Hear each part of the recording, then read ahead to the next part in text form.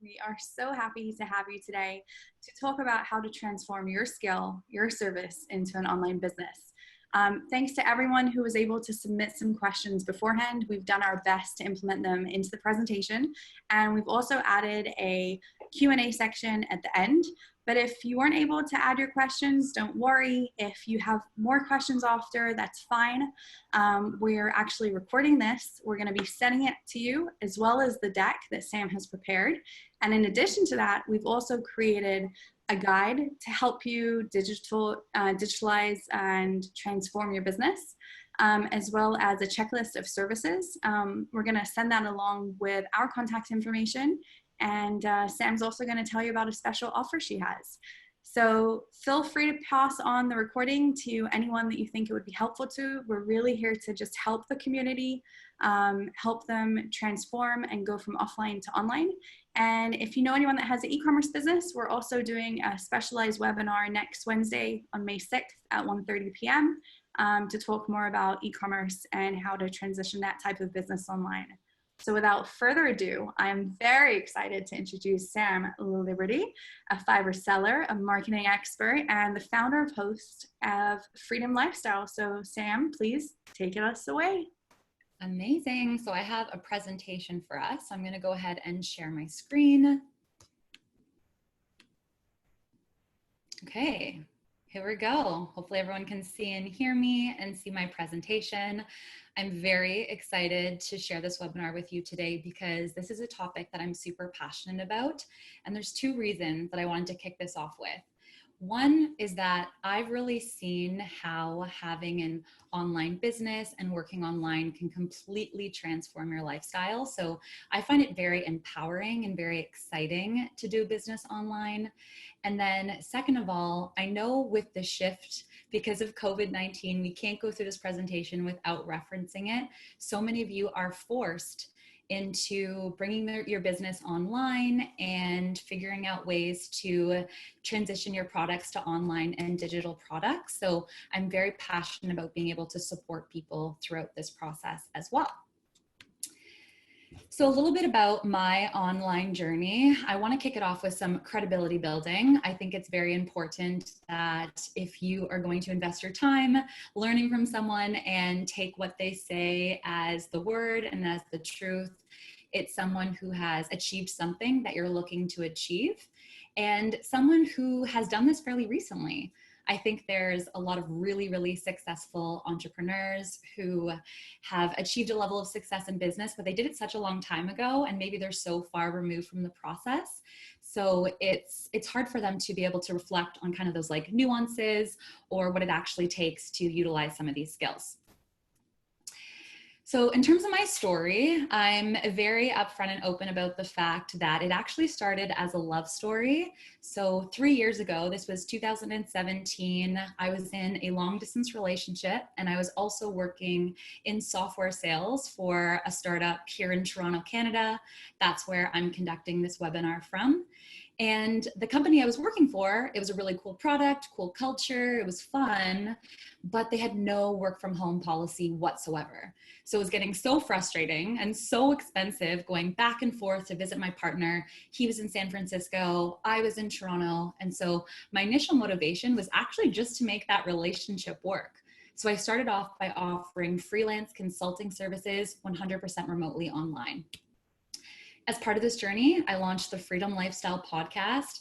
I realized that I didn't know everything I wanted to know yet. So I really launched my podcast as a way to network and to learn from people and to have conversations with people that I wouldn't normally have had the opportunity to. But what was great is I've actually generated 4 revenue streams from my podcast. Something we'll talk about in this presentation is how you can monetize something like that for your business. Another really relevant experience I've had is I used to teach in-person workshops in Toronto. Every month I would teach a workshop here in Toronto on how you can launch a podcast. And 6 months ago, I actually brought that content online and it's a completely online course. It's available on Fiverr Learn, their learning platform. And it's great because that's actually a passive income stream for me now. So I did the work once and now anyone can buy it and take the course from anywhere at any time on demand, and I generate some passive income.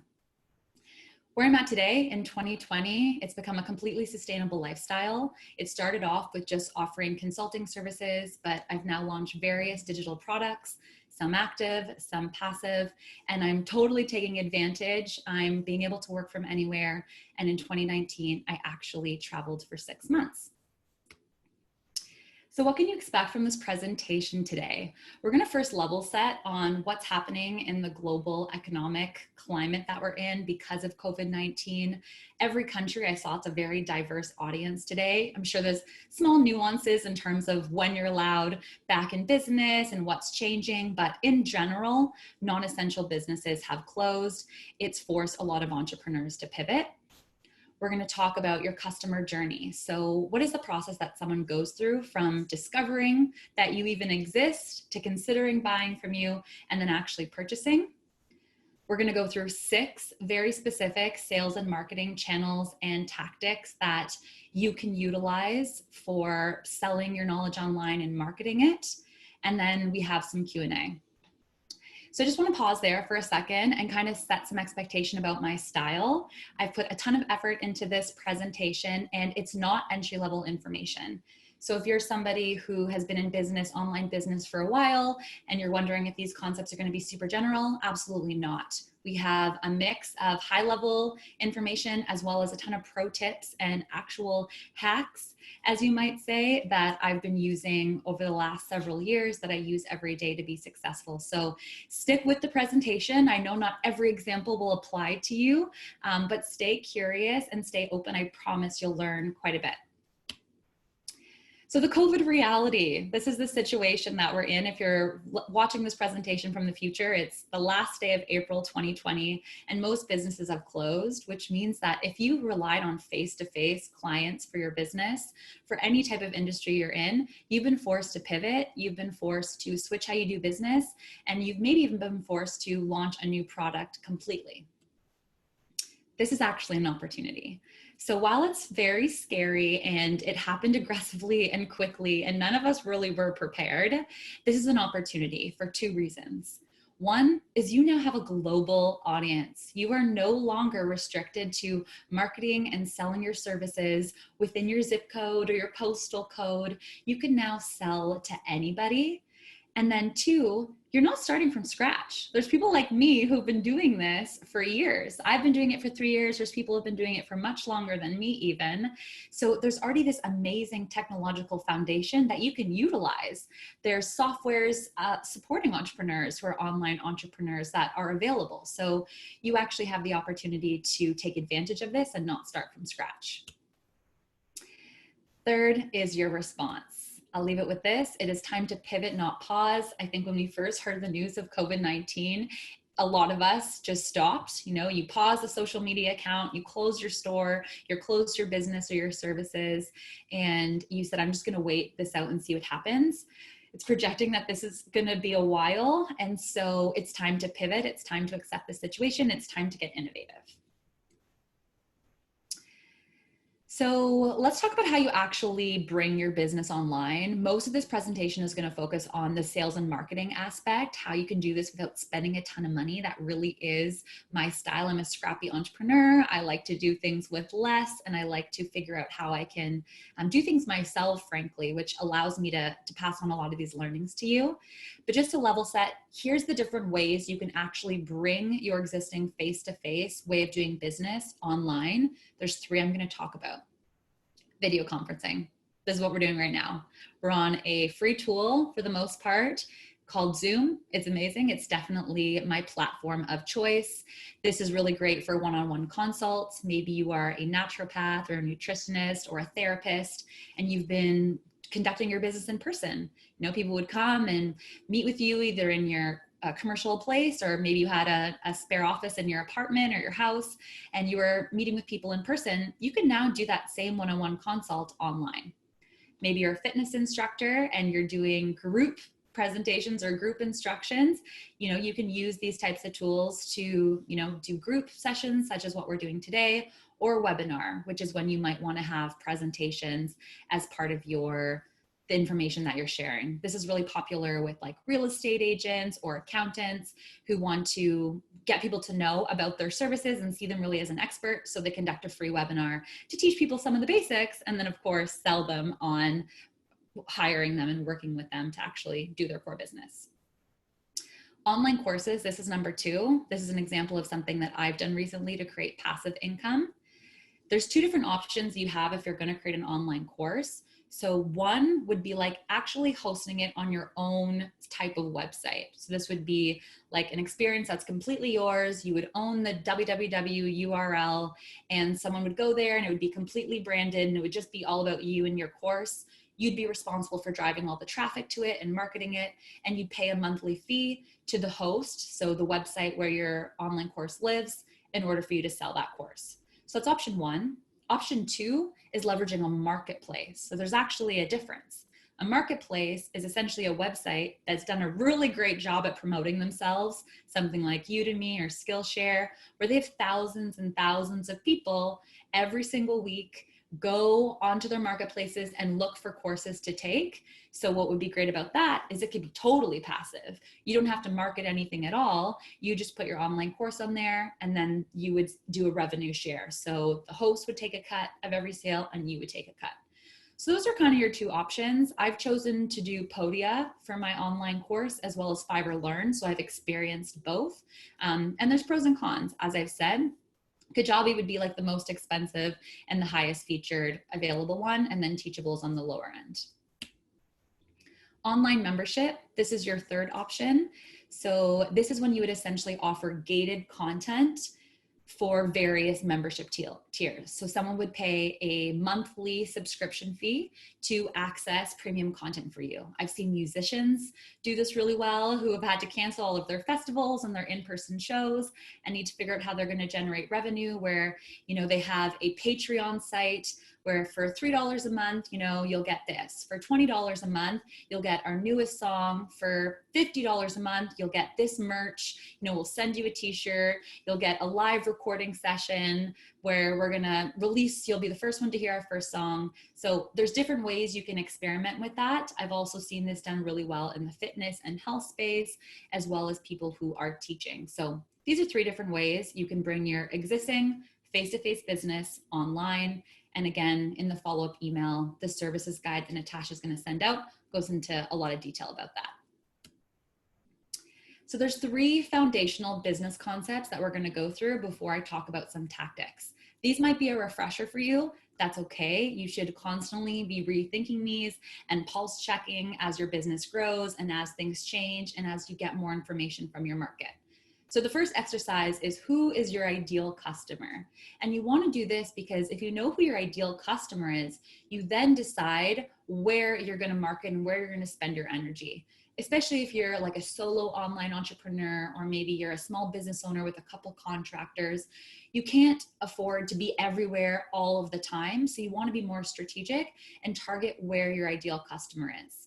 So this is a fun little exercise to figure out who this person is. Get super creative with it. This is part of your homework. Reflect on your previous customers from the last year or so. Who are the most profitable? Who came back, purchased multiple purchases, told a friend about you? Who is the easiest to serve? You know, your definition of easy could be many different things. It could be just someone who is fun to serve, or someone who got it and they didn't require a lot of like micro maintenance or managing. Think about who that ideal customer is. Give them a name, give them a picture, give them a gender. Try to figure out what their traits are, values are, have fun with this exercise, and really nail down who that ideal customer is. Not who you can sell to, who the ideal person to sell to is. The second foundational concept we're going to be talking about is your customer online journey. This is a sales and marketing funnel. Again, you may have seen this many times, or maybe this is the first time you're seeing this concept. So essentially what this is the journey that someone will go through when they first discover that your business exists. They become aware of you. That's the top of the funnel. Then they're considering purchasing from you. Maybe they're comparing you to a competitor. They're comparing you to not even doing anything at all. They're comparing you to just doing it themselves. They purchase, you actually like ship them the service in terms of you conduct the business. They decide if they're going to be loyal. So are they going to purchase from you again? Are you going to retain that customer? And then are they going to be an advocate, which is when this whole funnel starts over again and they actually refer other business to you. So it is cyclical. And the concept here is that as you're doing different activities to get awareness of your business or to sell someone or deciding whether something is worth your time, really think about where in the funnel that person is. Do they already know about you? Then maybe your message is going to be a little bit different than someone who's seeing a Facebook ad about you for the first time. That's something to think about. The third concept is that people buy from people that they know, that they like, and that they trust, okay? And since you're now selling your expertise, so many of you, your personal brand is going to be so important. So really think about how you can create awareness you exist, but also make people like you and want to do business with you as well as trust you and really see you as that expert and worthy of their money and worthy of their attention, essentially. So those are the three concepts. Now let's get into more of the workshop aspect of this presentation, where we're going to dive deep into some specific strategies, some specific marketing channels that you should be thinking about for your new online business or for your existing online business that you're ready to double down on and you have more time right now, so you're putting more effort in. We're going to talk about storytelling, the importance of getting a narrative about yourself and being able to tell it. We'll talk about community building, essentially networking online and being part of various communities.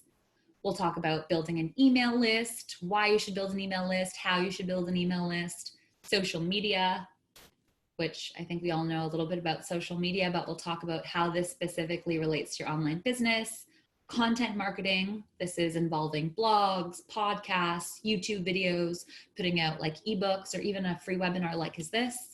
And then PR and media. So how you can actually get earned media is another term where you get newspapers or blogs or podcasters to actually have you on their show or feature your story in business. Let's talk about your story. And I'd be curious, let's make this a little bit more engaging and interactive. So of those three business concepts that we kind of went through, so the marketing funnel, the know, like, and trust, the ideal customer, are these things that you're thinking about right now? Are there things that you've done before? Maybe put into the chat, like kind of where you're at in this journey. If you've already done this a bunch of times, it's the first time you're hearing it, and kind of see where everybody is at in this journey as I continue going through the presentation. Every single website needs an About Us section. It needs a story and you need to be able to tell it. It also needs your picture. I've actually consulted with a lot of like therapists and people that are conducting service-based businesses and doing consulting. And really it's so much about them, right? They're not face-to-face, but they're face-to-face in an online concept. And you should really have your photo up on the homepage of your website. You want to really showcase who you are and get comfortable putting yourself out there. I know I've been on a journey myself of being okay with that, to being comfortable with it, to now I just accept it's part of doing business online and kind of advocating for myself and selling myself a bit. So when you're creating the About section of your website and you're telling your story, these are the types of things that you want to include in it. So why did you start your business and when? Is there an experience that happened to you that really shaped why you're in this industry? Perhaps you were touched by someone who taught you this or serviced you in this way, and you were so grateful about the transformation you received that you were so inspired to now conduct business yourself that way. Or perhaps a challenging moment happened in your life where you really realized you needed to make a change, and so you started going in this new direction. Be personal here. Tell that story about why you're even in this business to show that you're intrinsically motivated. You're not just looking to make money. You are motivated by the style of opportunity and the transformation and the impact you're making. Your qualifications. So maybe you have different certification, different expertise, specific schooling that you've received to showcase that you are someone that they should listen to and conduct business with. What's your unique approach? So do you have a unique way of servicing your customer? Maybe there's a unique style of your fitness that you do where you're really high energy and you're super engaging and you play like really fun music. Like showcase that this is your differentiator and your way of doing business. I think in a crowded market, that's so, so, so important. Let's talk about your approach. Personal interests, don't be scared to showcase things that you're interested in and things that you value outside of work, as well as a link to your social media. So this is a really great place to have a call to action of, connect with me online and throw a link to your social media pages, which we'll talk about which one's right for you. So the second sales and marketing channel that you want to be thinking about is community building. This is also known as networking online and actually going out there and building strategic relationships. And you can do this through a few different ways. So one would be Facebook groups. Facebook groups are so amazing, especially for people who are like graphic designers or video animators or website developers. There's so many Facebook groups related to like freelance or gig work or people in business who are just looking to outsource the project. And this is a great place for you to be when these opportunities happen. So definitely be part of some of those. And don't feel like you need to always start the conversation and you're like, what am I even going to say? How am I going to get noticed in these Facebook groups? There's conversations happening every day. When you go to join a Facebook group, before you even request to join, it'll say like how many posts per day or per week or per month. So a lot of them are very, very active, which means you can just comment on an existing discussion and you can just jump in on the bandwagon and add your advice, be helpful, and just kind of make your brand known that way. These are always great places to include an exclusive offer. So perhaps you're offering a discount for a particular community or you're offering some type of freebie. This is a great place to say, hey, I'm part of this community as a thank you for this space and, this online community that's helped me so much. I've created this offer for this group. It's also a great place to do market research.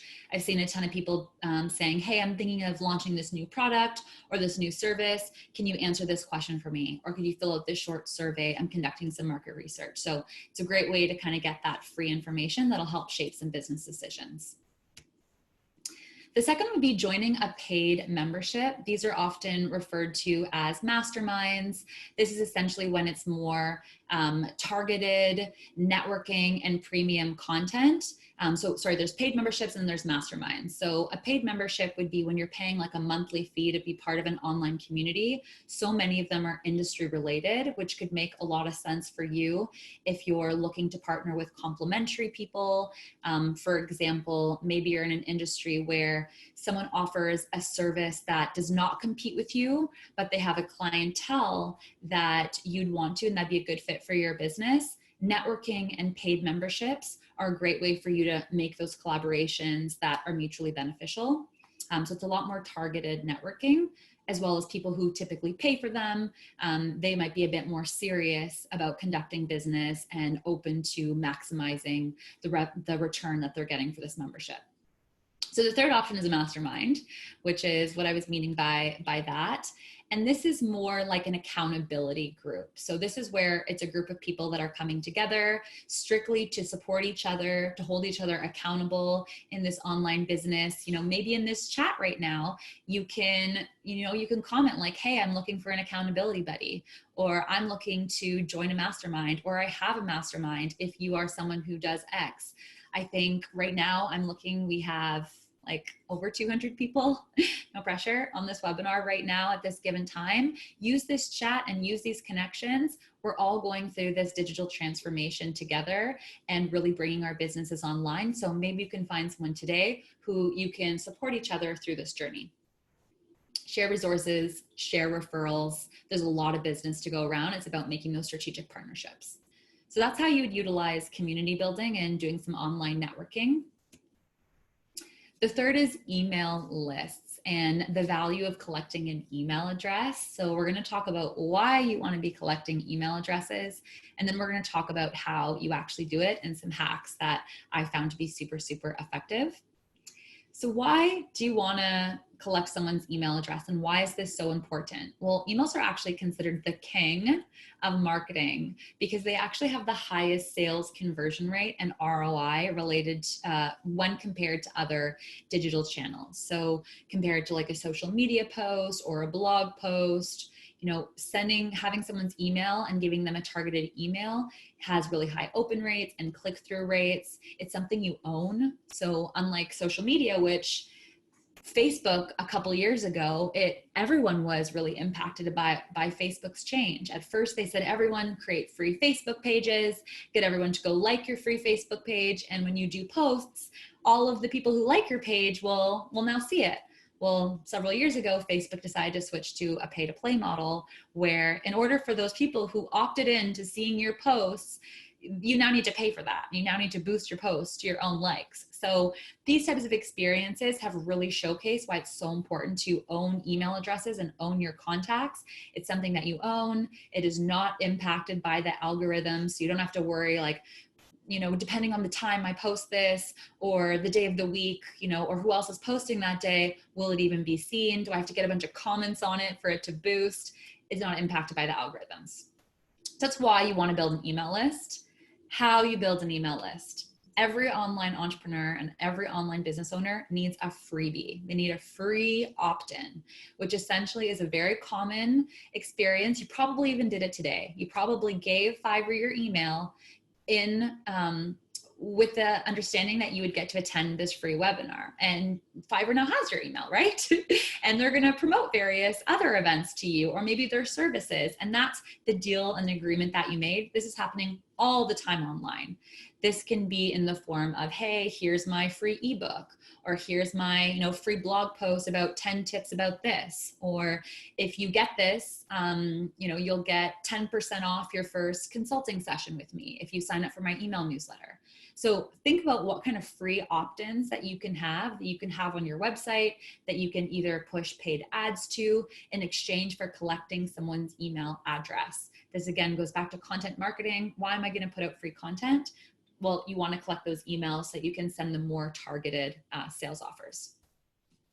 Websites and quizzes. This is something that's very buzzworthy right now. There's a website called Interact, and it allows you to make really fun quizzes that you can put on your website that might be related to your industry.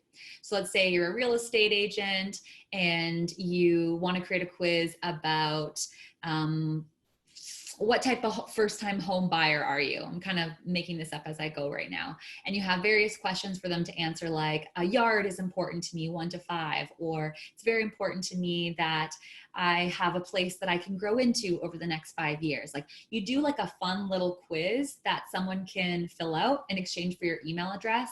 It makes them feel like this experience very personalized to them.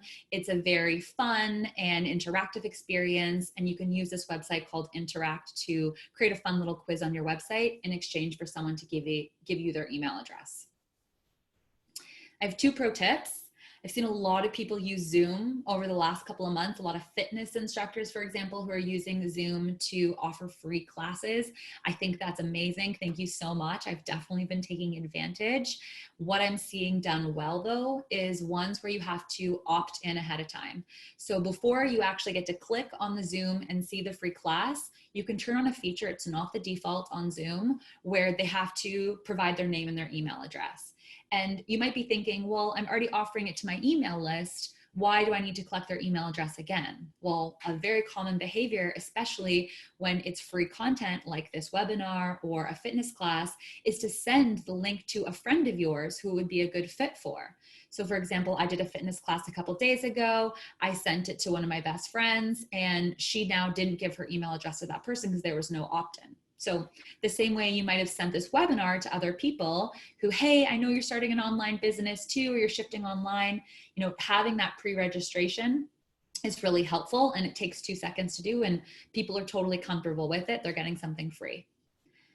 The second pro tip is to use an integration for your Eventbrite. So let's say you're hosting a webinar or you're doing some type of online event and you're going to create an Eventbrite listing for it. You can actually have an automation. MailChimp is where majority of people send their actual email newsletters. It's called a CRM. You might pick a different option, but MailChimp is what I always use, and I highly recommend it. It's super user-friendly.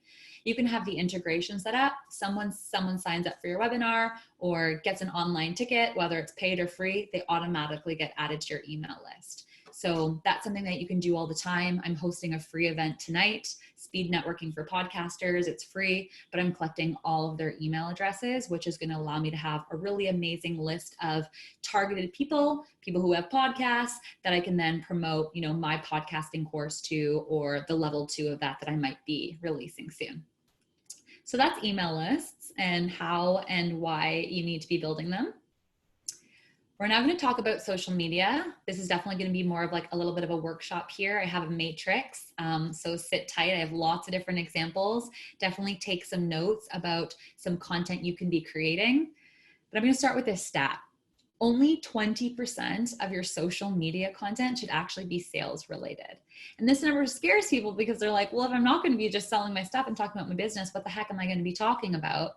And there's a difference between created content and curated content.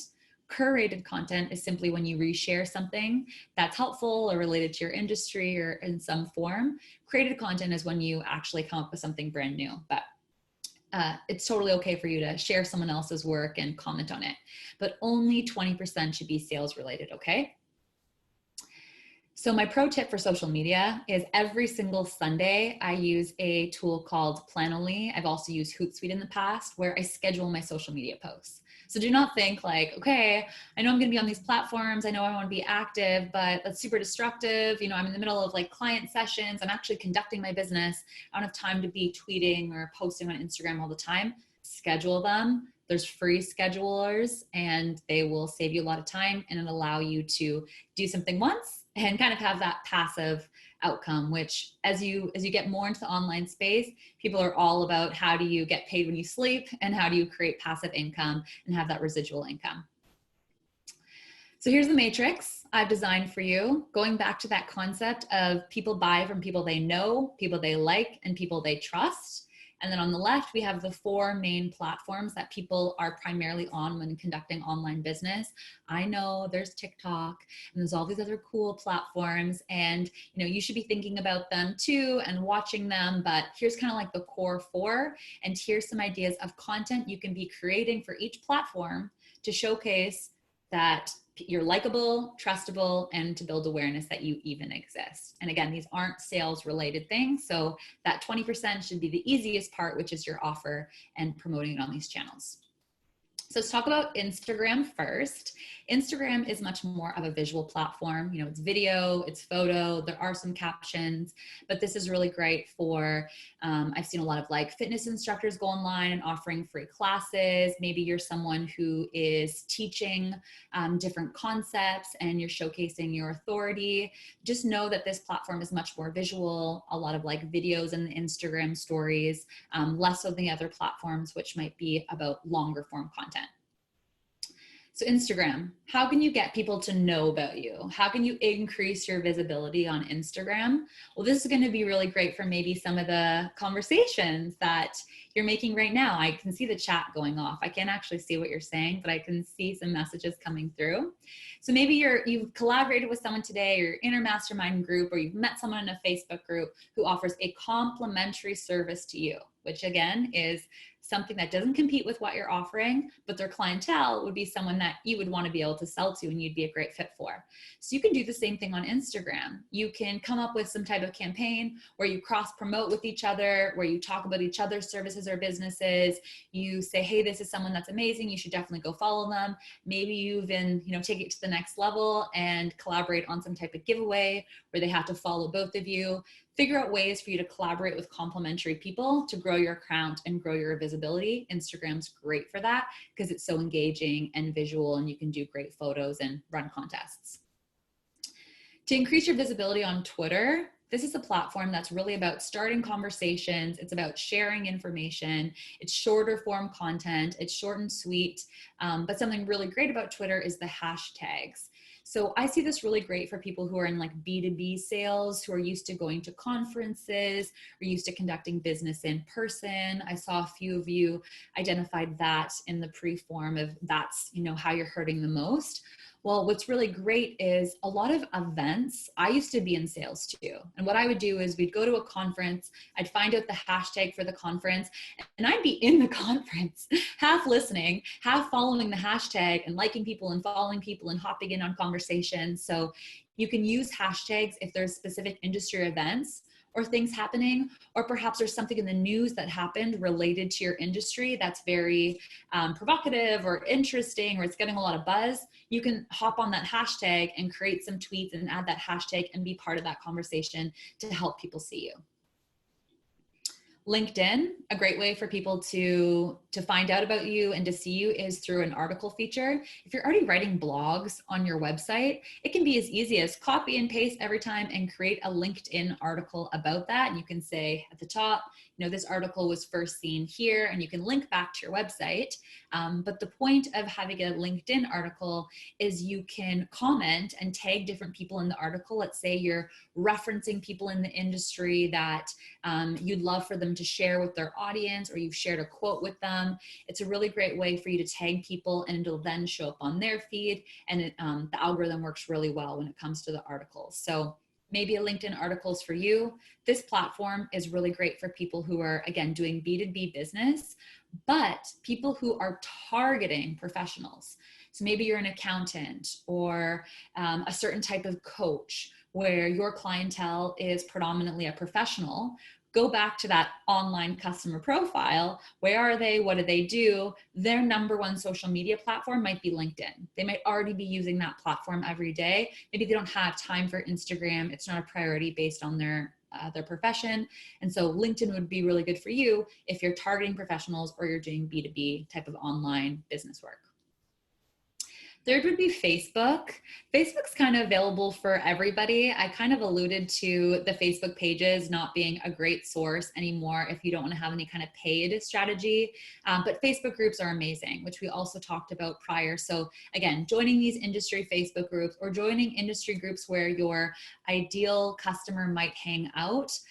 I think that's really great. Let's say you're a musician and you have a certain type of style, a certain type of genre. There's so many groups for people who like that style of music. Be in that group. Let them know when you released your latest track, or let them know about different offers you have. Maybe you have that online membership site, but utilize these groups. Are an amazing tool. I have one. I will include the link at the end of here. You should check out mine. Okay, so we've talked about how people can know you. Let's talk about how we can get people to like you, okay? How you can really showcase your values and your personality. So Instagram has an amazing Instagram stories feature, which is really great video based. I did a video style update today on my Instagram about like, hey, I'm preparing for the webinar, match my shirt with my art. Maybe you noticed that, maybe you didn't, but it's a great way to go behind the scenes of what you're doing today. I've been showcasing to people who follow me, like I'm preparing for this webinar. I'm super excited. If you want to join, I'm letting them know what a day in the life is like to do business with me. My cat's in the apartment, hopefully she's quiet, and just kind of talking a little bit about what it's like behind the scenes to really get people to know that I'm much more than just a marketing consultant or a podcast coach. I'm a human being, and we have these similar interests that just make it more fun to conduct business with people that like, and trust. So for Twitter, a great way for you to showcase your values and make people like you is social media days. So things like, World Donut Day or Earth Day, or just fun things that are social media events. You can Google like social media calendar and you'll see every date where there's something funny. Women's International Day. That's not funny, that's empowering. But you could figure out what those days are and then do a post on Twitter and add that hashtag, or just post about it and showcase like this is something you're interested in or something you're passionate about, whether it's philanthropy or whether it's just something that's like more fun and entertaining, like National Donut Day, which is a thing. LinkedIn, how do you get people to like you? So again, you can comment on trending topics. So very similar to the social media day on LinkedIn, when you go in on the right, you'll see all the trending topics for the day. Some of them are super industry related. Some of them are general interest topics. You can share them. You can talk about them. You can weigh in on the conversation. Don't be afraid to be opinionated. I think that if you're just going to say everything that everybody wants to hear, it's going to be really hard to stand out. So don't be scared to actually like weigh in on a conversation and be like, I agree with this, here's why, or I don't agree with this, and here's why, and showcase your values. That's what makes people like you. On Facebook, you can get people to like you by sharing news articles you're passionate about. So very similar to like a social media day, but this could be in the sense of various articles that are happening, feel-good stories, things that are happening in your local community, maybe projects that you're involved with, and just talking about those and showcasing some of your lifestyle outside of business and really what you value. Okay, the third one, this is all about building your authority. And this is so important with people who are service providers, who are experts in their fields. They're nutritionists, they're therapists, they're coaches, you're a tutor, real estate agent, accountant, anybody who is looked at as an expert in order for people to pay you to showcase that expertise to them and teach them something and be an advisor. You need to prove it, right? Especially in a crowded space, which is online. You know, you might have felt like in your community, these last several years of doing business, it was easy to differentiate yourself, but now you're online and you're like, how do I differentiate myself against all the other accountants around tax time? And how do I do that? Well, we've talked about know and like. Let's talk about trust and how people can actually see you as an authority. So on Instagram, something that I do is I share mini trainings. So I'll come up with a topic. I try to do like once a week, but it's realistically like once every 2 weeks. And I post a 1 minute or so, maybe sometimes 2 minutes, little video of me teaching something that's related to my industry. So for example, a lot of people are forced to now podcast at home. You know, let's say that's my expertise. And I create a little mini training about how you can record really amazing podcast audio quality from home. And it's free content. I'm not looking to get paid for it. I'm just showcasing like, hey, I know about this thing too. And I'm doing it in a really like snackable, engaging way on Instagram stories. You can do that in your industry by like sharing something valuable and giving like a mini training on something. On Twitter, you can do this simply by retweeting industry articles. So again, going back to that curation aspect, you don't always have to create something brand new. You can just jump on the bandwagon of other articles related to your industry. So if there's things that are happening that are changes in your industry or relevant, you know, retweet that article. There's a button on Twitter where you can go retweet with comment. I definitely recommend that. If you retweet it, it's just going to give more exposure to the original person. But if you go repeat with comment, your thoughts will be above that actual article and you can weigh in on the conversation. So a great way to show like you're an expert. Look at all the stuff I'm reading. Here's my thoughts. Here's my favorite insight. Sometimes I'll just like copy and paste one of my favorite insights from the article and put it in my comment. LinkedIn, getting people to trust you, ask for testimonials. Think right now, maybe you have more time in your hands because businesses change and you're pivoting. Can you go back to some of those ideal customers, people who were super profitable, who were loyal, who were an advocate for you and referred you new business, who you know are happy? Is this a good time to collect some testimonials? You can collect written testimonials, you can collect video testimonials, but LinkedIn is an amazing place for you to get people to advocate and say online a couple sentences, hey, I loved working with this person, here's why. A pro tip, make it super easy for them and offer to like write some of it or give them some bullet points about talking points that you want them to reference in the testimonial. I don't think I've ever said no to someone who's asked me for that. And I'll often be like, hey, can you write me something quick? Because people are busy. So make it convenient for them. Final thing here is media. And we're going to talk about how you actually get featured in the media in number 6. We're on number 4. We're just wrapping up social media. Is on Facebook to get people to trust you and see you as an authority. Share media that you're featured in. If you are in a blog, even if it's like a blog with 10 other people and you're quoted once, share that. most people aren't even going to read it. They're just going to say, read it and trust that you're like, hey, it was so cool to be featured in this. So even if it's a small part in a play, as someone would say, share that and be comfortable with pumping your own tires and advocating for yourself and showcasing how awesome you are. It's super uncomfortable. I've been there, but it's a reality of doing business. And most people are super inspired to see you doing it and killing it, and that you're getting the recognition that I know that you deserve. So I'm going to talk about content marketing. I've alluded to podcasting a few times in this session. I have a podcast that I've been running for 3 years. I also teach people how to launch a podcast, but I've also advised people on things like blogs. I've written for blogs in my freelance career, so I know why people have a blog and the value that they have. Also YouTube channels. I know that's very popular and something you might be thinking about. Free courses or ebooks, again, going back to that, have a free opt-in, a free offer where someone can actually give you their email address in exchange for something. This is what we're going to talk about right now. Let's make this interactive. Why don't you hop in the chat and showcase or maybe comment on any type of content marketing you're currently doing? Do you have a podcast already? Are you thinking of launching a podcast?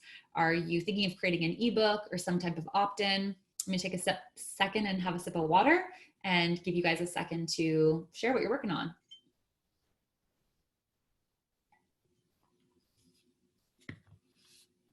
Okay, content marketing. Why do people invest in content marketing? You're probably thinking, I'm an expert in this. I should be getting paid for this. I usually only interact with my customers when they come for an in-person session with me, and I get a hefty hourly rate. Why on earth would I now offer this free content? Well, again, going back to that marketing funnel where you need to put people in the top of it so people are aware of you, and then remembering that concept of know, like, and trust. So touching on the know aspect, you want to build an audience. You want to get as many people at the top of your funnel so they can start deciding that consideration stage. They're going to be thinking about whether they should do business with you, but they can't decide if they're going to do business with you if they don't know you exist. So content marketing, while it requires time, it requires energy, and it requires sometimes you've given away your expertise for free a little bit, is very effective in building an audience.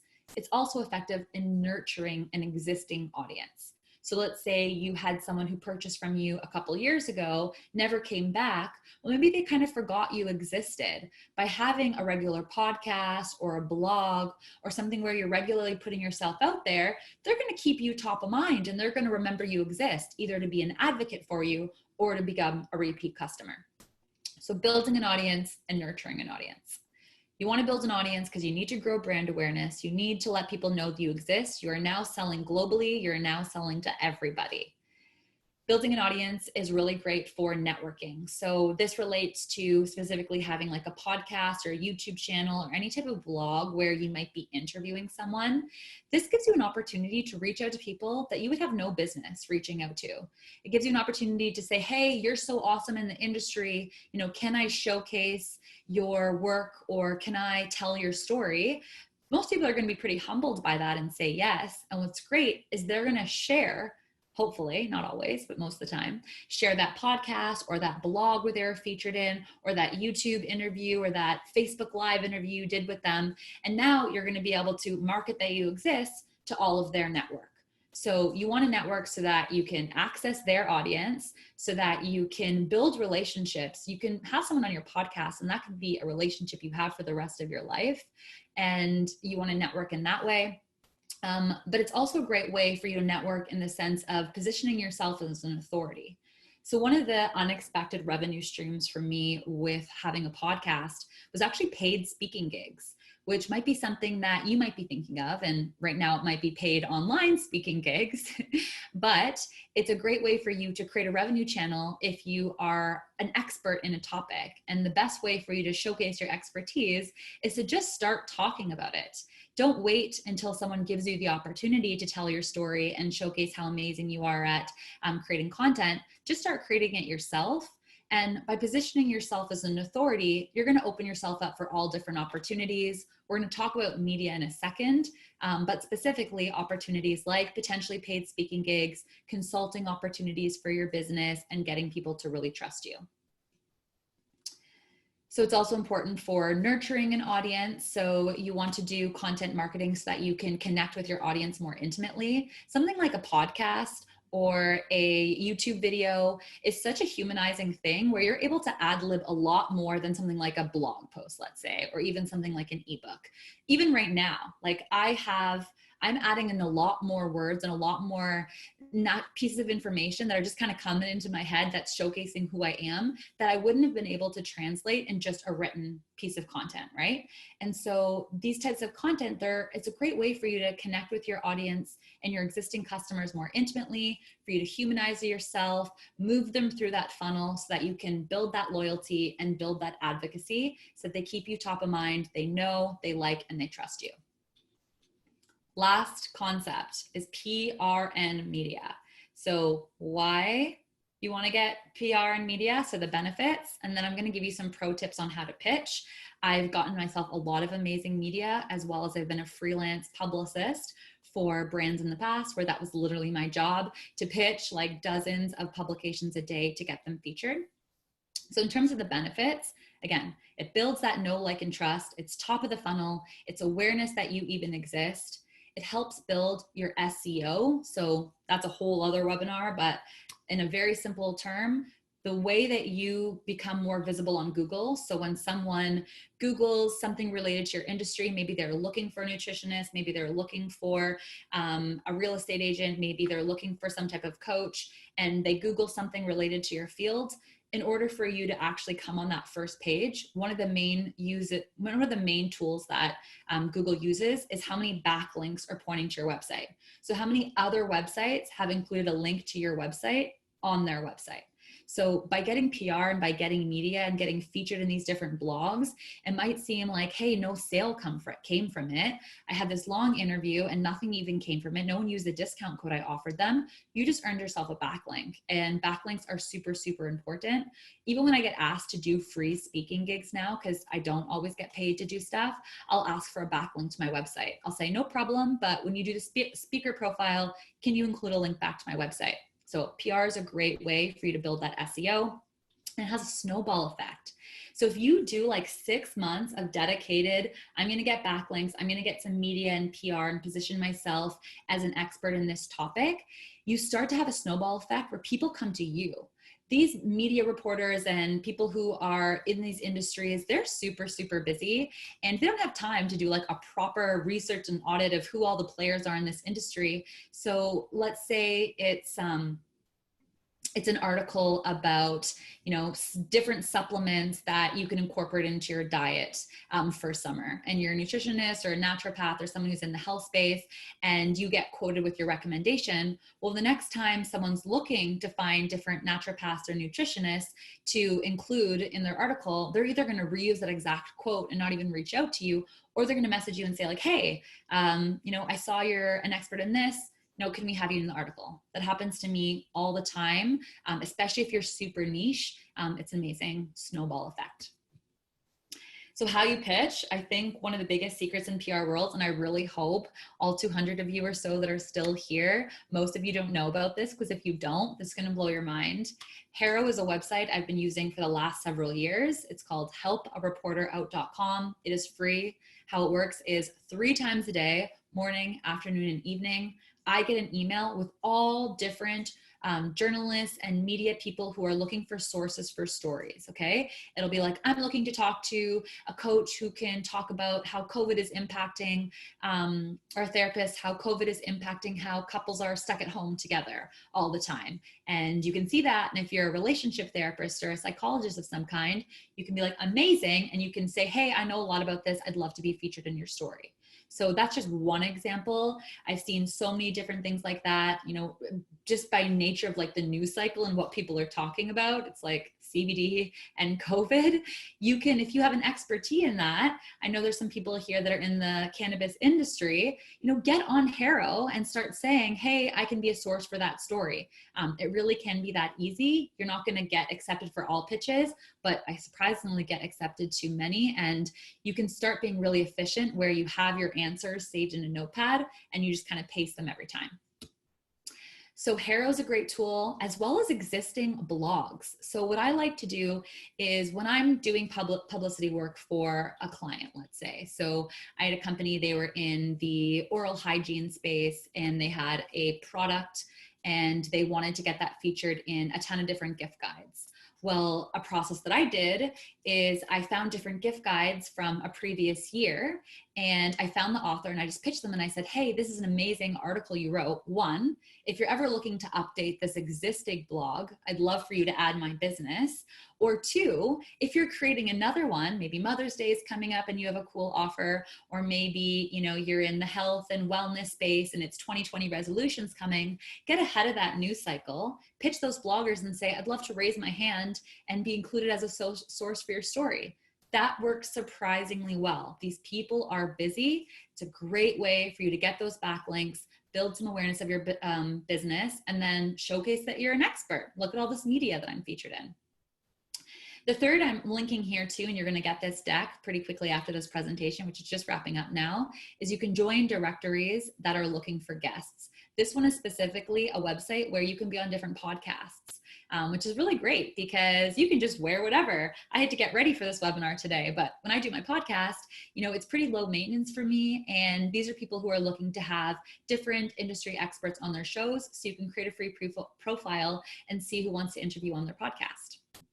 So that's PR and media. That's the sixth marketing and sales strategy that I wanted to talk about today.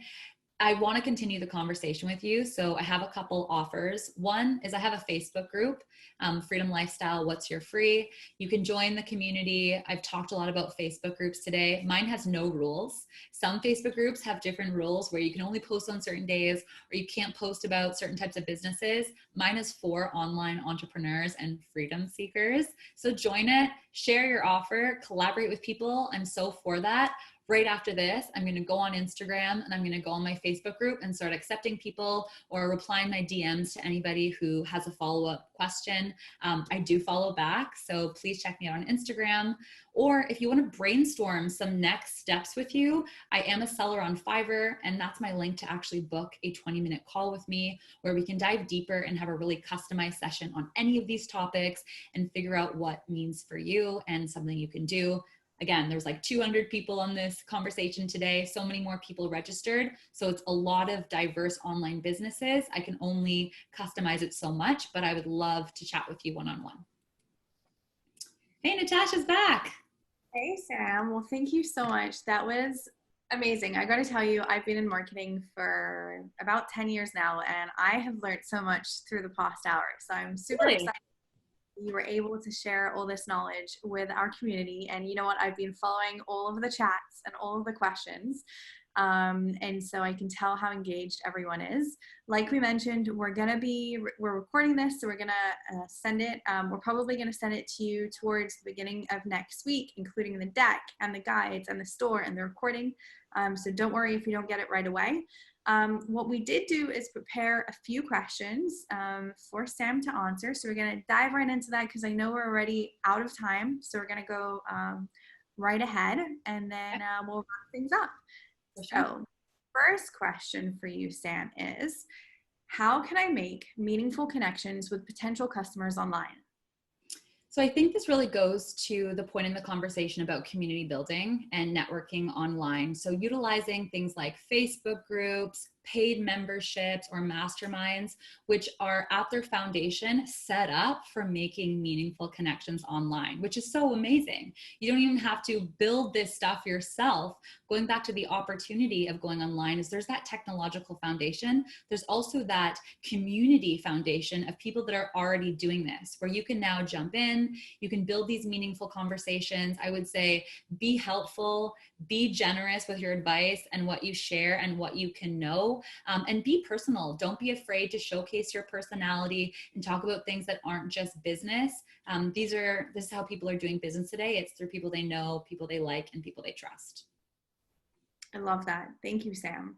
Okay, so the next question we got is how can I differentiate my products or services in a really crowded industry? What advice do you have? I think when you're in a really crowded industry, it's going to require you differentiating your approach and your style. So everyone, let's assume everyone in your industry is offering the exact same offer and everyone is equally qualified. Okay. You have to go into online business with that assumption. So when it comes to differentiating yourself, you don't want to always have to differentiate yourself on price, right? You don't want to always have to say, okay, I'm going to lower my prices in order to get that deal. That's not empowering. And that's not what you need to be doing. It's about how do you stand out? So this is when you can showcase what is your unique approach to offering that service. Yes, it might be the same in terms of the content, but you do this thing differently. Maybe it's an experience that they have when they work with you, or maybe it's a fun personal touch that you do with every single client where you do something before the session even starts. Figure out small little touches that are memorable, as well as kind of break the script because most people aren't doing it. That's how you're going to differentiate a very crowded space and similar type of product from someone else. Great advice. Thanks. Okay, and the last question that I have for you is, so we've spoken about a lot about online content. How can I host an online presentation or event for a global audience, not just local?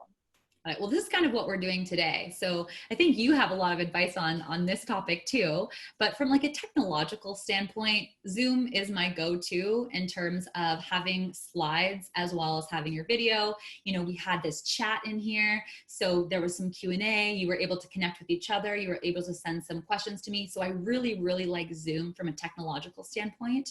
But then how do you actually market it? And how do you actually get people to say yes to it, whether it's paid or whether it's free? There's two tips that I would say to a global audience. One, time zones or irrelevant. You know, back when we were doing business face to face, you would say 6 o'clock is the best time for my ideal customer. So that's when my session's going to be. Well, now anyone from anywhere around the world is able to do this presentation. So advertise that you're going to offer a replay. Let them know like, hey, it's scheduled at this time. This is when I'm going to be online. But if you miss it, no problem. I think make that up and clear right from the beginning so people know that.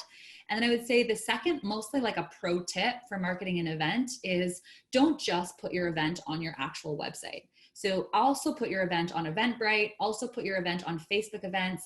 These are platforms that are naturally marketing events. They're suggesting events to people, and they're places where people are going when they're looking for presentations and webinars. So utilize those as well. Those are some great tips, and we'll make sure to do all of that for the next webinar.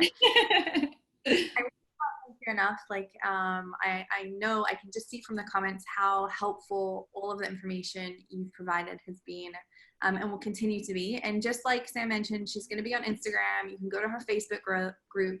She's also a seller on Fiverr. And most importantly, you know, we have lots of community events. We're here for you. We really want to help you through your digital transformation, getting your service, your skill, your business from offline to online. And we have lots of events, so feel free to go to events.fiverr.com. If you're a seller on Fiverr, then you can also go to our forum. And that's it for today. So we hope you have a great day, and we look forward to hearing from you, and keep a lookout for the follow-up next week with all the relevant information. So thanks so much. And thank you, Sam. Yeah, I'd love to stay connected. I'll be online now on my Facebook group and Instagram. So definitely check me out and we can continue the conversation literally right now. Awesome. Bye, guys. Bye.